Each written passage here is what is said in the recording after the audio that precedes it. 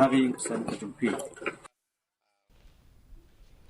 Nongpoh Region Auto Owners and Drivers Association inaugurated its fully operational office today at the premises of the DTO office in Nongpoh. The office was inaugurated by Miralbon Aim, MLA of Nongpoh.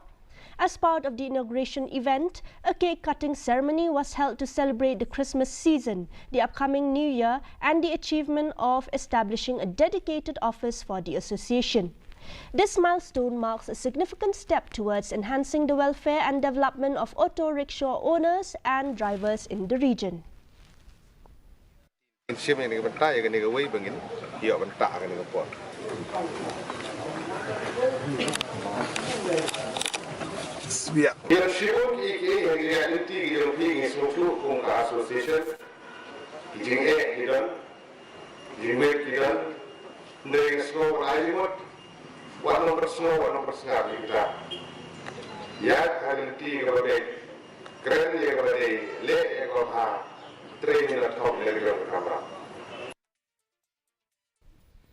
The Nraoda Youth